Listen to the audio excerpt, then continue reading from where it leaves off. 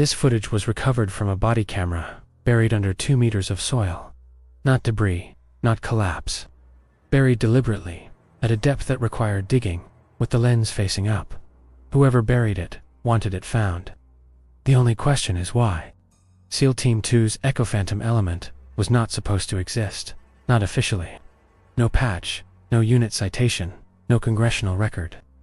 6 operators pulled from active rotation and reassigned to a compartmentalized JSOC subdivision known internally as Unit 0, a black budget cell whose mandate covered biological threat containment in denied areas.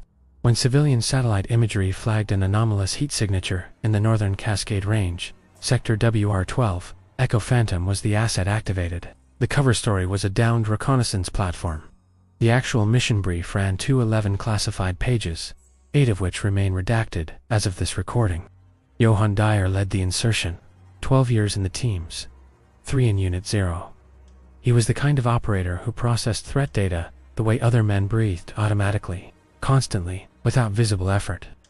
His team was Kaiden Rios on left flank, aggressive and fast, the youngest member, and arguably the most dangerous in a close engagement. Leo Rivers carried the acoustic sensor array, a modified DARPA prototype designed to detect biological movement signatures at frequencies below human hearing. Rory Schwartz managed communications encrypted, frequency hopping, with a secondary relay system that had never failed in 6 deployments. Shelby Callahan was the team's breacher and heavy, steady as load-bearing architecture, armed with a modified combat shotgun, loaded with alternating slug and solid copper rounds. And Jimena Raymond served as both trauma medic and intelligence officer. She had read the 11-page brief twice and committed it to memory. She was the only one who knew what the heat signature profile actually matched. The insertion was clean. Halo jump into a clearing 4 kilometers from the target grid. Equipment check completed in 11 minutes. Formation established before first light. The Cascade Range in this sector was federally restricted. No hikers, no rangers, no civilian infrastructure. The nearest maintained road was 22 kilometers west. Whatever was up here alone. That isolation had always been the point. Dyer called a halt at the 2-kilometer mark. Rivers had pulled a reading on the acoustic array that didn't align with the ambient biological noise profile of the area. The sensors were designed to filter out standard fauna, birds, deer, wind-displaced branches. What Rivers was seeing wasn't filtered out, because it didn't fit any of the biological signatures in the system's database. The sound was below 30 Hz infrasound, the range associated with large predatory mammals. But the pattern was wrong. It wasn't random, it had a structure. Dyer studied the readout for 40 seconds without speaking, then signaled the team to tighten spacing and continue. The satellite wreckage was exactly where the coordinates placed it. A cratered impact site, 60 meters in diameter, the primary chassis of the platform, cracked open along a seam that ran the full length of the hull. Thermal tiles were scattered across a radius of 30 meters. Raymond pulled a soil sample, while Rios established a perimeter. Callahan approached the main wreck and stopped. He didn't speak immediately. When he did, his voice was flat and professionally controlled, which was the version of Callahan's voice that meant he was working through something his expression wasn't ready to handle. He said, "The components aren't scattered, they're placed. Look at the array. The internal electronics of the satellite circuit boards, relay units, sensor housings had been removed from the chassis and arranged in a precise circle on the ground around the impact point. Not thrown, not dragged, set down. The circle had a diameter of exactly 12 meters. Each component was oriented inward, facing the center. In the center of the circle was a depression in the soil, approximately the size of a large hand." Raymond photographed everything without comment. Rivers ran the acoustic array across the arrangement and got a reading that he would later describe. In the single page of his incident report that remained unredacted, as a resonance signature consistent with structured purposefully. Schwartz was already on comms feeding the visual data back to the command relay. The response came in 38 seconds, which was fast. The response was a single instruction. Do not disturb the arrangement. Document and withdraw. Dyer read the instruction twice. Then he told Schwartz to confirm receipt and close the channel. He looked at Raymond. Raymond looked at the arrangement. Then she looked at the tree line, which was approximately 40 meters away in every direction. She said quietly that they needed to leave now. Not on the command instruction, For a different reason, Dyer asked her what she meant. She said, "The infrasound rivers is picking up. It changed pitch when we approached the circle. Something is listening to us listen." They moved fast, tighter formation, Callahan rearward, Rios at point. The acoustic readings on Rivers' array were escalating, not in volume but in complexity. The pattern was developing. Structured repetition, variation on a base frequency. Rivers had a background in signals intelligence before the teams, and what he was reading looked less like animal behavior, and less like environmental interference, and more like something he didn't have clinical language for. He told Dyer, it felt like a protocol. Dyer told him to keep moving and keep reading. The tree line swallowed them. For 6 minutes, nothing. The acoustic signature dropped to near baseline. Schwartz reported comes nominal. Rios set a pace that kept the team moving at 3 kilometers per hour. Fast enough to cover ground, slow enough for situational awareness. At the 4-minute mark, Rios stopped. He held a closed fist, and everyone froze. In the undergrowth at his 11 o'clock, 40 meters out, there was a shape, bipedal, human-height silhouette against the darker mass of the trees. Rios had his MK-18 on it in under a second. He held. The shape didn't move.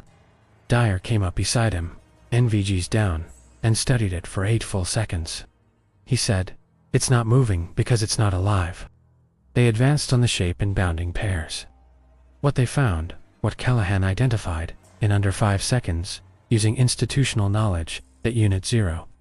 Operators were specifically trained to carry, was a military training mannequin, the kind used at stateside ranges for marksmanship drills. It had been taken from a National Guard installation 47 kilometers northeast, a fact they would not confirm until Raymond Cross referenced the inventory tags with her field database. The mannequin had been dressed, not in clothing, in branches. Deliberately woven pine boughs and stripped bark arranged around the frame to approximate organic bulk. To approximate something large, standing upright in the dark. The mannequin's face had been oriented toward the direction of their approach. It had been watching the direction they came from. Raymond said nothing for 10 seconds. Then she told Dyer, "This is a calibration exercise. They're measuring how long it takes us to engage." Dyer asked who she meant by they. She didn't answer directly. She said, "The brief mentions documented cases of pre-contact behavioral assessment, setting decoys, observing response time, determining threat level before committing to engagement.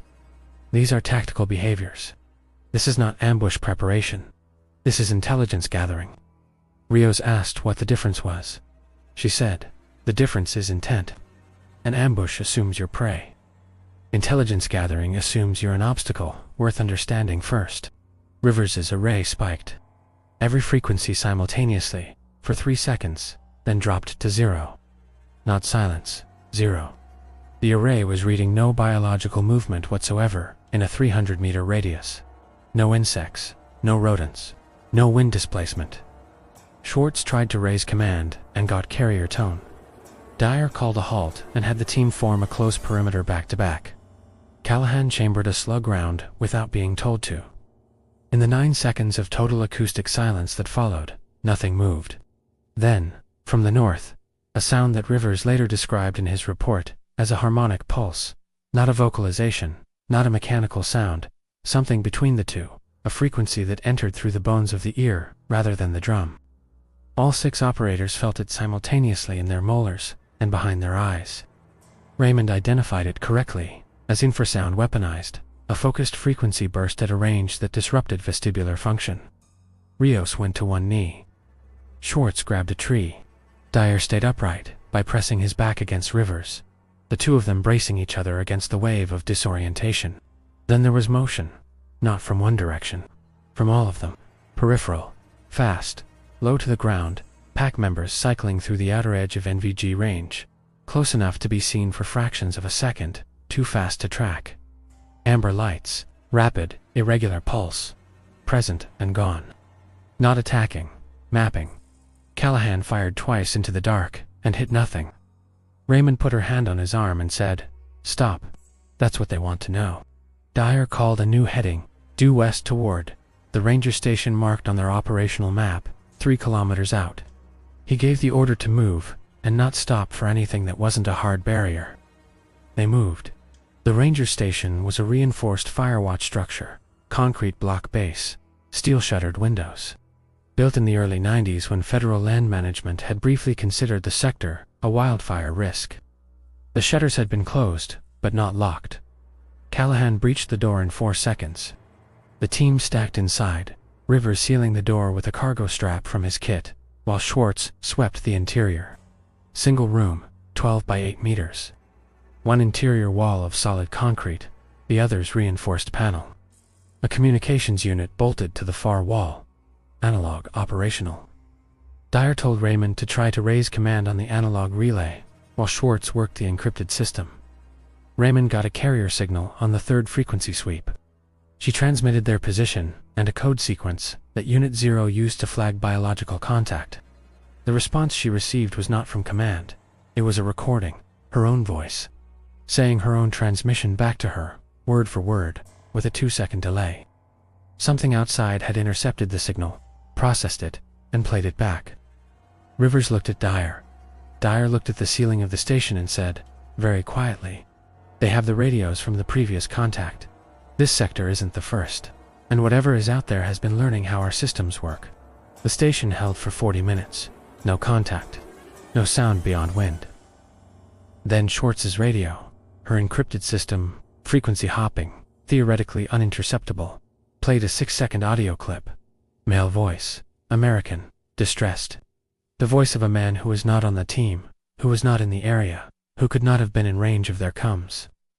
The voice was saying, "Don't use the lights, they see the lights." The clip ended.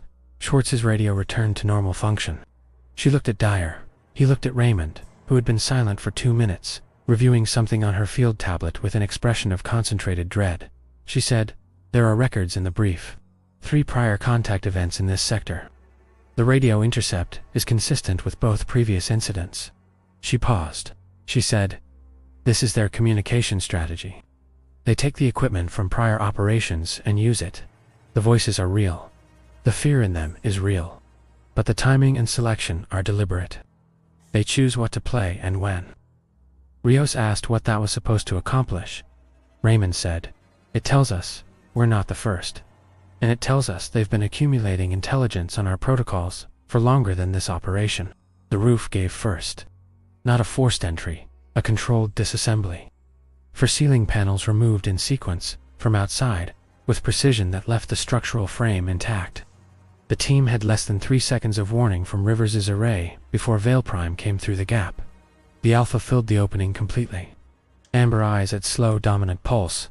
Single throb, every 4 seconds. The patterned Reman's brief had associated with high arousal assessment mode, not berserk, deliberate.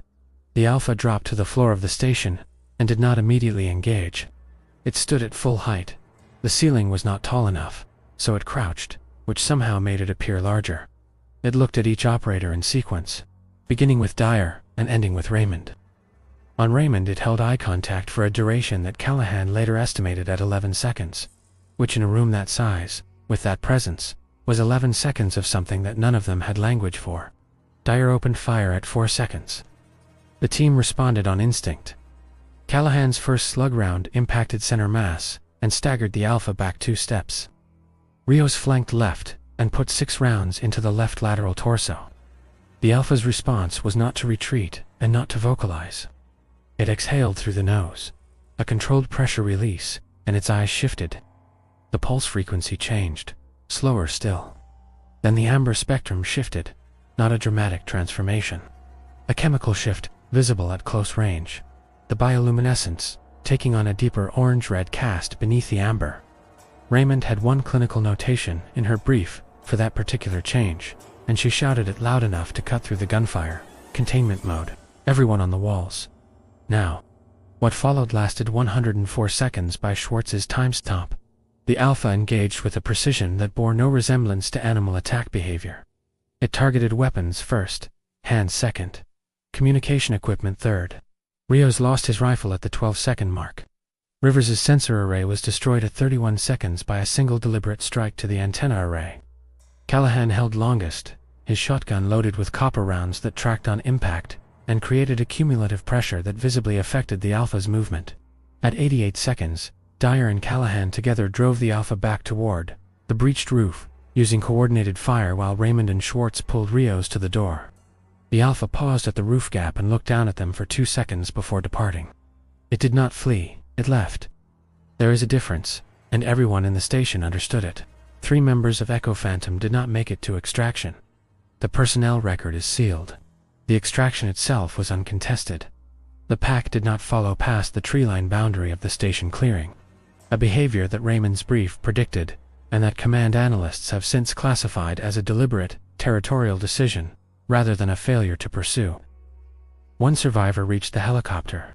In the cockpit, in the dark, she caught her reflection in the curved glass of the instrument panel. Her eyes were her eyes, brown, dark, wide from adrenaline. She looked for 3 seconds. She told the pilot to fly. She did not mention what she thought she saw in the half-second before she looked away. The faintest trace of amber in the outermost ring of her iris, present for 1 pulse, and gone. Whether it was reflection or something else, she did not include it in her official report.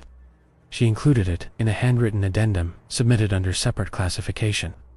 That addendum remains the only document from Operation Ambervale that has never been reviewed by a second set of eyes. The circle of components around the satellite impact site was photographed, catalogued, and then disturbed by a follow-up team sent in 72 hours later to recover the material. When the follow-up team arrived, the circle was intact. The components had been rearranged. The new pattern was different. In the center of the new arrangement, where the hand-shaped depression had been, there was now a single item placed with evident care, a Unit 0 tactical patch. The team had not lost any patches during the operation. No member of Echo Phantom had ever visited that clearing after the initial survey. The origin of the patch has not been established. The case remains open. Of the 6 operators who entered Sector WR-12, 1 returned. She was debriefed for 11 hours, cleared for limited duty, and reassigned. She has not spoken publicly about Operation Ambervale. She has, according to individuals who know her, developed a habit she did not have before the Cascades. She covers mirrors. The patch in the satellite circle was never explained. Command's working hypothesis is that it was placed as a message, a deliberate act of communication, directed not at the team, but at the institution behind them. Something in that sector understands the difference between soldiers and the system that deploys them, and it chose to address the system directly. If you've reached this part of the file, you already know more than you were supposed to. The next operation goes deeper. A prior contact event, a different sector.